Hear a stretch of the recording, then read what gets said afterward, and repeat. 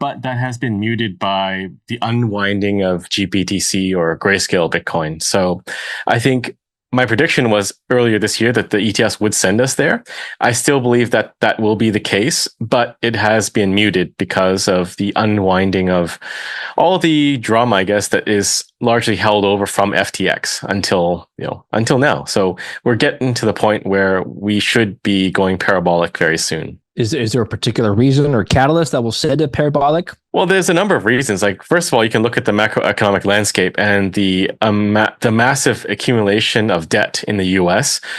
Interest payments are getting to $1 trillion a year. And I don't think most people realize, but these are astronomical numbers and these are absolutely unsustainable.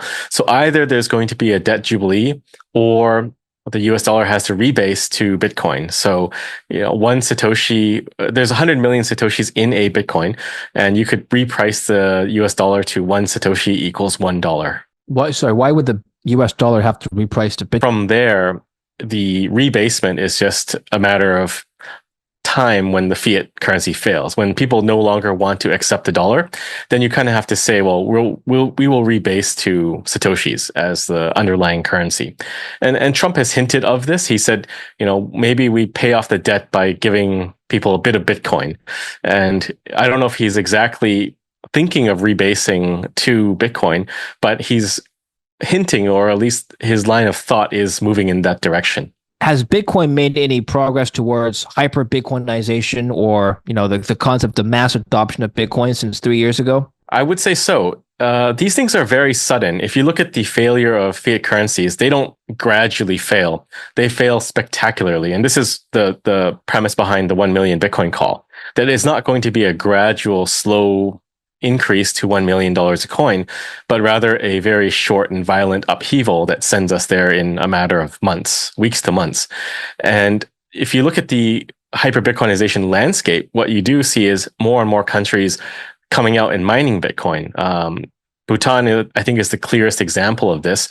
They have close to $1 trillion now in Bitcoin holdings from mining over the past 4 to 5 years.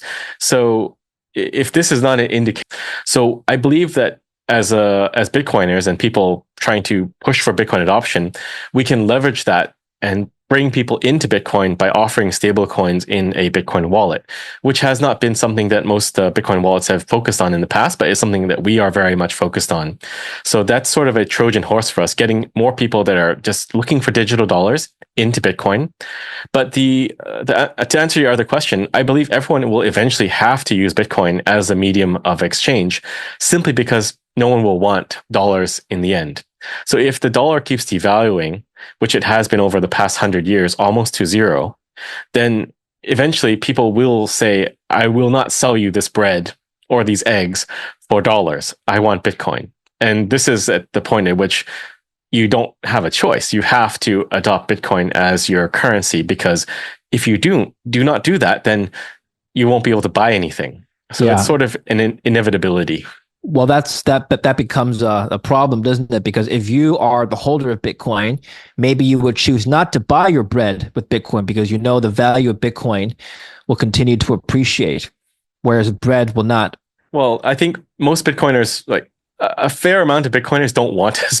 I think it's their goal that they keep people borrowing, because then they keep their jobs and they keep their mandate.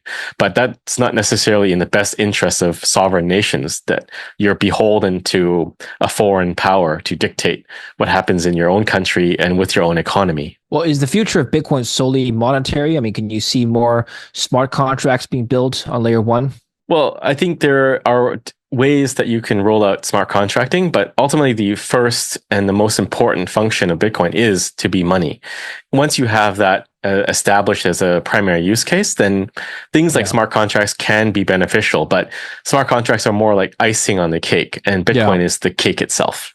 Speaking of smart contracts and the role of Bitcoin, Satoshi has meant for Bitcoin to be peer-to-peer digital currency. So who is Satoshi? Well, in an HBO documentary that was released recently, in which I think you were involved in, Samson, it was revealed that Canadian crypto expert Peter Todd is indeed Satoshi. He's since denied this. He's if you want to find Satoshi, you will always find Satoshi. There are many different candidates that are viable that were active either as a cypherpunk or as a cryptographer and express interest in forms of digital money. So I would say there's probably 50, 60 people that could fit the bill. And well, why does it have to be an individual? Could it be in a government organization, as some theories espouse it could be? Well, some people think it could be a group, but I mean, the cohesion of the code and his writings and communications are just too tight to have been distributed. Like there is very little contradiction and I guess discohesion in how he communicates. So, I mean, there's always a possibility, but I would say it's highly unlikely that it's a group. But if it was an individual, I just don't see that as anyone that's active in the space that I've interacted with at all. And I think if Satoshi really wanted to be anonymous, it's quite simple. Adam Back has said this time and time again, just don't go to conferences and don't give interviews, and then we should see a lot more interest on the nation state level. Can you reveal to us or even suggest to us which nation state may be next to adopt Bitcoin on a country level? I don't want to jinx it, but we have some very good inroads with a few countries. So in the past, we've thrown out some country names, and the governments that were either disbanded or overthrown. So I don't want to jinx our current leads. Okay. So it's going to be a country that has a risk of being disbanded or overthrown. No. That narrows it down. Okay, all right. But I just don't want to jinx it. But I think we'll see something coming next year.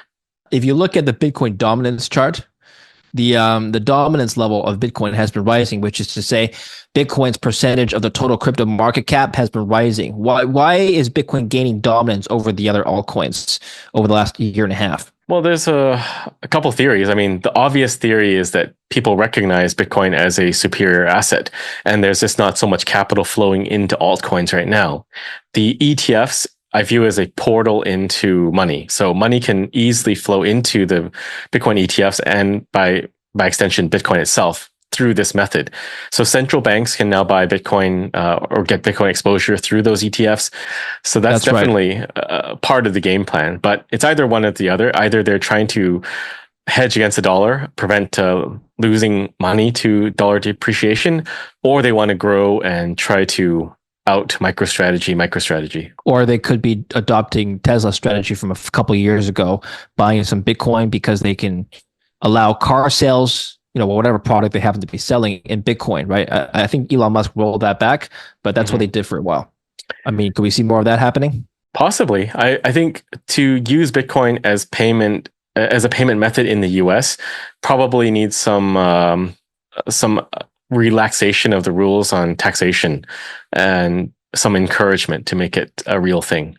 Great. Well, tell us a little bit more about what we can find with Jan3 and what we can learn from your work right now. Sure. You can find Jan3 on Twitter or X. We're Jan3.com.